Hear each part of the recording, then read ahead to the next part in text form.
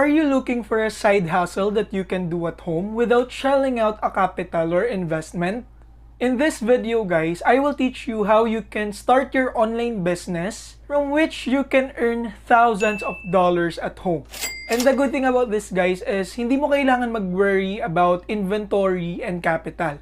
Hindi mo kailangan ng stock ng mga products at hindi mo kailangan maglabas ng sobrang laking pera to start your online business as a side hustle or as another source of your income. Kaya naman kung interested ka sa video na to or sa side hustle na to, make sure to stay with me up until the end and don't skip any part of it para wala kang ma-miss.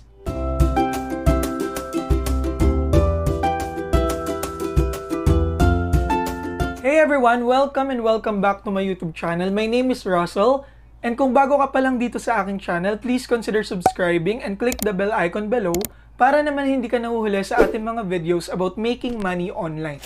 Also guys, don't forget to like and share this video after watching it. And we have a lot of videos din guys na na-upload na before about different opportunities to make money online. And feel free to visit our playlist. Nandiyan na yung mga organized playlist natin na pwede niyong panoorin to know more opportunities kung paano kumita online. Before we start this video guys, I would like to thank everyone kasi na-reach na natin yung 50k subscribers last time and na-announce na rin natin yung winners for our giveaway. And our next giveaway, guys, will be a smartphone giveaway plus 10 winners of 100 pesos GCash. So, ayan, mamimigay tayo ng Realme C30 once ma-reach na natin yung 100k subscribers dito kay YouTube. Kaya naman kung interested ka to join this smartphone giveaway, visit our Facebook page, follow us, and check the mechanics. So, start na tayo, guys. Yung opportunity na gusto kong i-share sa inyo is starting your print-on-demand dropshipping business. So, para sa mga beginner or sa mga hindi pa aware kung paano nag-work tong print-on-demand dropshipping, in this side hustle, you will need an online store and you need a print-on-demand dropshipping platform. Paano ba nag-work tong print-on-demand dropshipping? So, dito guys, magbebenta ka ng products without any inventory or without spending a huge amount of capital. Once may online store ka na or platform na ginagamit, ang gagawin mo lang is to design your own products. So, pwede kang mag-create ng design sa mga t-shirts, mugs, caps, bags, or any other products. And then, ang mangyayari dyan is, ibebenta mo sa online store mo yung mga product. Pero dito guys, wala kang inventory, so hindi siya naka-ready. Print on demand, that means na ipiprint siya as soon as may bumiling customer dun sa product na yon. So say for example, you created a design for a specific t-shirt and then nilagay mo siya sa online store mo. Sarili mong design and then kapag may nag-purchase na customer, dun lang ipiprint nung print-on-demand dropshipping partner na ginagamit mo yung product. So sila yung magpiprint nung product kapag may bumili, sila din yung mag-ship dun sa address ni customer. So technically wala kang gagawin dito, ang kailangan mo lang is to create your design, upload the product on your online store, and then wait for customers to buy those products. So pag-uusapan natin yung step-by-step process kung paano ka ba mag-start ng store, paano ka ba mag-start ng print-on-demand business. Pero before that, I would like to introduce to you a platform na pwede mong gamitin for your print-on-demand business. I would like to introduce to you guys Printful. Printful is an on-demand printing and fulfillment company that helps people turn their ideas into brands and products. Whether you wish to create your own online brand or gift someone a personalized t-shirt, they can help you get it done. Whenever someone, you or your customer makes a purchase, they will automatically receive the order, fulfill, and ship the order.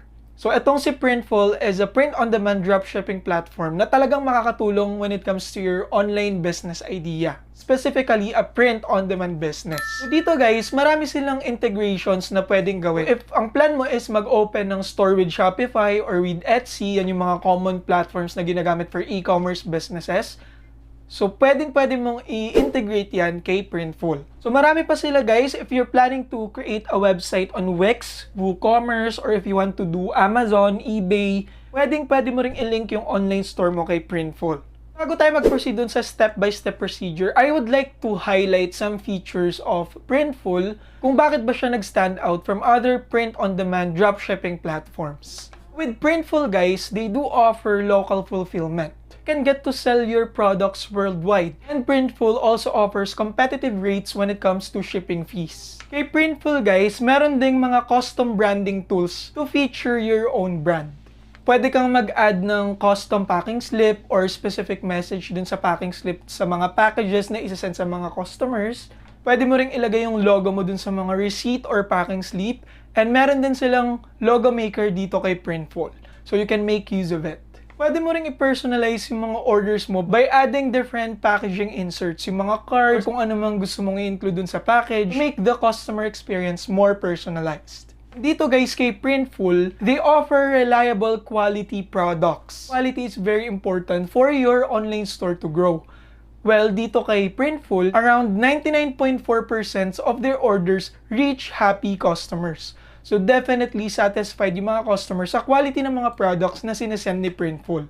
Meron din silang design tool. It will allow you to create your own designs for different products. They also have smooth automation process. So meaning kapag may nag-order sa'yo, automatically na ma-receive na nila yung order sa end din nila and i-fulfill nila yun. So no actions needed on your end. You can focus on running your business. And ang maganda rin dito guys is no order minimum. Since ito ay print-on-demand business, so walang limit yan. So I think guys, that's enough for the explanation. Punta na tayo dun sa pag-a-apply ng mga natutunan natin today regarding print-on-demand dropshipping. Turuan ko na kayo kung paano tayo mag-start from creating an online store to selling our own design and products with Printful. So ayun nga guys, the first thing that you need to have is your online store. Pwede nyo gamitin si Shopify or pwede rin naman si Etsy. So ngayon gamitin natin si Shopify and gamitin natin yung kanilang 14-day trial period. So dito kailangan nyo lang i-enter yung email address nyo. Then kapag na-enter nyo na yung email nyo, just click on Start Free Trial. And dito guys, you need to add your store name. So say for example, this is our store name. You need to click on Next. So I'm just starting. Then Next. This where would you like to sell? So let's choose online store and social media. Which social channels do you want to sell on? Let's use Facebook and Instagram.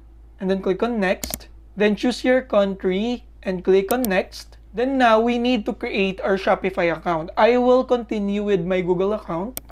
And then that's it guys. Meron na tayong na-create na Shopify account natin. Pero this one is only for a free trial. Ngayon, you just need to follow the setup guide to set up your online store. You need to add the products, pero mamaya natin gagawin yan kasi we will use Printful to create our print-on-demand products. Then you can also customize your store theme, add a domain, and set up sales channels. After creating our online store with Shopify, with Etsy, or any other platform, we need to create an account with Printful. So let's go to printful.com and click on sign up. Then I will sign up using my Google account. Then you just need to agree to the terms of service and privacy policy and click on sign up. Tapos dito may question, what would you like to do with Printful? Say I want to start my first online business. Then click on finish.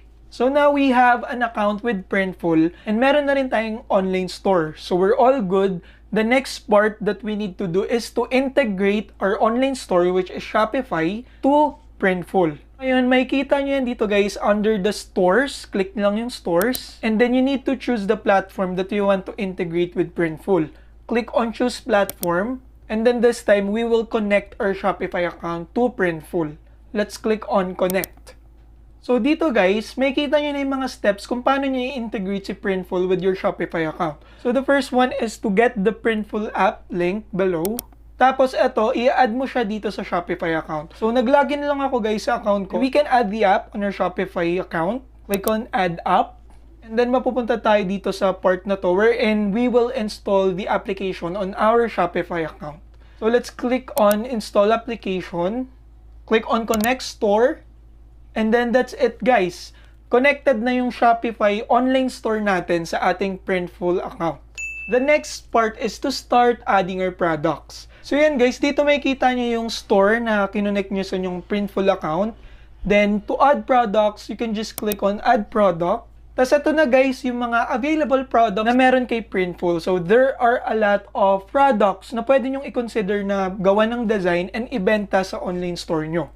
So meron for men's clothing, meron for women's clothing, kids and youth clothing, merong hats, accessories, merong for home and living, and a lot more, guys. So, sobrang daming pwedeng ibenta from Printful. So, kung makikita nyo dyan sa taas, guys, we have to follow 5 steps in adding our products to our online store and in Printful. The first one is we need to select the product, kung ano ba yung ibibenta natin. And then the second step is to create our design. Then for media, we need to set up our product mockups, and we need to add details like the description, and the last part is for the pricing. So let's try to use this, guys. This costs $8.05 for the production. Let's click on it. Kapag kinlik mo yan, mapupunta ka na dun sa configure design part. Ito na yung design maker ni Printful. You need to choose the technique for your printing. And ito, guys, for the colors, ito yung mga available colors ng shirt na gusto nyong ibenta. So let's use all colors. For the sizes, let's also select all sizes. Tapos ito, guys, yung editor part. You can add text, you can add the clip art, you can add the quick design or premium images. So there are a lot of options to create your own design dito kay Printful. So dito, guys, say for example lang may ready-made design na tayo. Let's upload the file. Yan, uploaded na yung file, guys. Click on choose file again. And then, let's click on this one, apply. So yan, may kita nyo na yung design ay na-add na dun sa ating t-shirt. Pwede mo siyang medyo lakihan. And then, pwede mo siyang i-move. Tapos, guys, kung medyo nalilito kayo sa process, you can watch their video tutorials on how to use their design maker. So if you would like to add a design at the back of the shirt, click on this one back. And then, you can also add your designs here. So, pero I think this time, okay na tayo dito muna, just for the sake of this tutorial. So, let's click on Proceed to Media, which is the third step. So, ito na yung mga smart mockups natin, guys. Kasi, di ba, for our product listings, may mga images yan, syempre, para makita ni customers kung ano ba yung itsura ng mga binibenta nating products. Automatic na magpo-provide si Printful ng mga smart mockups. Let's proceed to details. So, dito, ang maganda kay Printful, may mga ready na silang product title and description.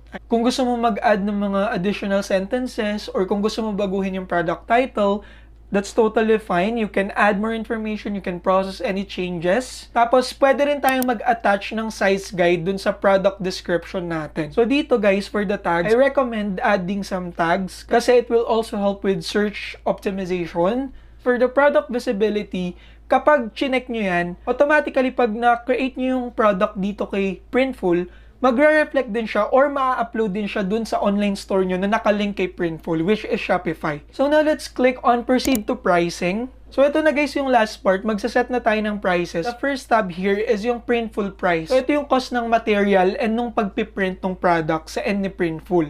So for the revenue, you can set your own revenue kung magkano ba yung gusto nyong kita per sale. So, let's say we can change it to 30%. So, automatically makakompute na dyan yung revenue, yung kikitain nyo per sale. For example, dito, 210 pesos to 266 pesos per t-shirt na babebenta nyo.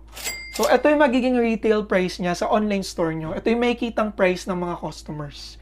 So, if you are okay with this, you can click on Submit to Store. Tapos yan, guys, maglo-loading siya for a while. You need to wait until it's complete.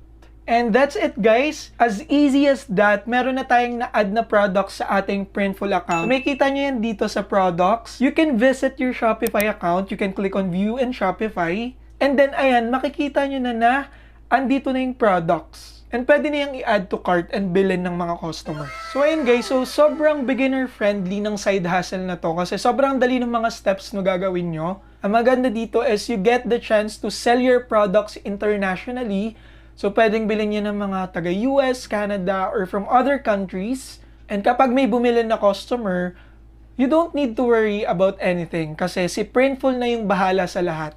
As in, from printing the product, shipping it to the customer's addresses. So, si Printful nang bahala dyan. You just need to focus on designing more products and adding more products on your online store. Kasi hindi naman magtatapos dyan yung pagbebenta ng mga products. Hindi ka naman makakapag-generate ng sales kung hindi ka mag-e-effort when it comes to marketing. As an online business owner, the most important part is your marketing strategy din. So I would like to share some tips kung paano mo ba i-market yung products mo para mas maraming bumili ng mga designs or yung mga products na inad mo sa online store mo. So the first one is, of course, to share your products on social media. So you can share it with your friends, with your family. You can post it on your Facebook profile. You can share it on Instagram. You can put it on your stories. Pwede mo rin tong i-post sa mga Facebook groups. If you have the capability, you can also contact influencers to conduct a full review of your product. Pero syempre, may mga kaakibat yan na collaboration fees. One of the best practice here in marketing your product is to run different advertisement. You can do Facebook ads, Google ads, kasi mas malawak yung ma-reach na customers. So yan yung mga ilang best practices na pwede nyong gawin for your marketing strategy. So that's it guys, yun yung mga gusto kong i-share sa inyo about this type of side hustle. So you can definitely access Printful for free guys. You just need to click on the description below para i-access nyo siya for free. Pero if you plan to access more features for Printful, you can also feel free to upgrade your plan to their Plus plan and Pro plan.